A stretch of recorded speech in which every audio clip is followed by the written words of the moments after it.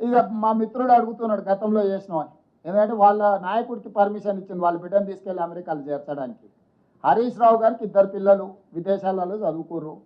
కవిత గారికి 2 పిల్లలు విదేశాలలో చదువుకోరు. తారక రామారావు గారికి 2 పిల్లలు విదేశాలలో చదువుకోరు. ఇప్పుడు కేటీఆర్ గారికి అమెరికా పోవడానికి అనుమతి ఇచ్చారు. హరీష్ రావు గారికి లండన్ పోవడానికి అనుమతి ఇచ్చారు. వాళ్ళకి క్లియర్గా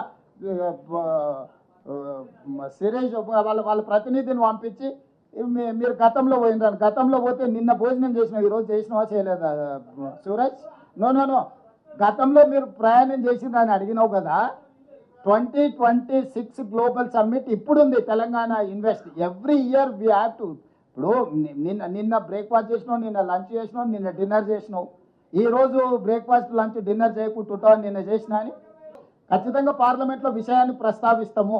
దీనికి రాజకీయ పరమైన ప్రేరేపితమైన కార్యాచరణ మేము తీసుకోదలుచుకోలేదు. మేము కేంద్ర ప్రభుత్వం మీద ఒత్తిడి తీసుకొస్తాం. ఎస్ శ్రీనివాస్ రెడ్డి గారు, 2 ఒకటేసారి సింగిల్ అప్లికేషన్ ఇది పెట్టి.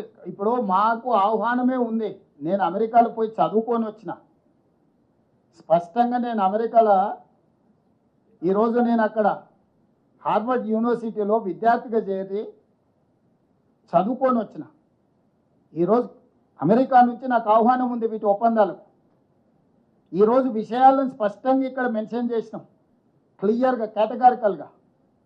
గతంలో అంటే ఆయన మీద తీవ్రమైన ఆరోపణలు ఉన్నాయని చెప్పి వాళ్ళు నిషేధం విధించారు. అమెరికా రానియలేదు. భారతదేశం తిరస్కరించలేదు మోడీ గారి పర్యటన అమెరికాకు. మోడీ గారు విదేశాలు ప్రపంచంలో ఉండే అన్ని దేశాలు తిరగవచ్చు. చివరికి ఆయన చంద్రమండలం కూడా ప్రయాణం చేసేటట్టు ఉండి మధ్యలో చూస్తుంటే ఆయన ముఖ్యమంత్రులందరూ విదేశాలు తిరగవచ్చు. కేవలం తెలంగాణ ముఖ్యమంత్రి మాత్రం ఎక్కడికి వెళ్ళొద్దు అని అంటారు. బీఆర్ఎస్ వాళ్ళు పని సంవత్సరం పోయినావు కదా, ఈ సంవత్సరం ఎందుకు పోవాలంటారు.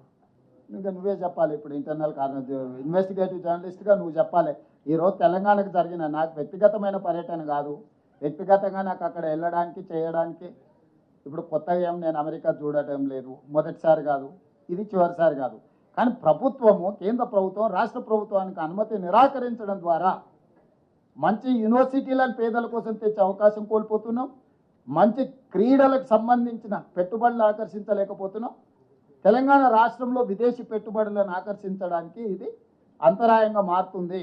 ఇదే మా ఆవేదన, ఇదే మా ఆక్రోశం కేంద్ర ప్రభుత్వానికి వ్యతిరేకంగా. We are registering our protest against government of India.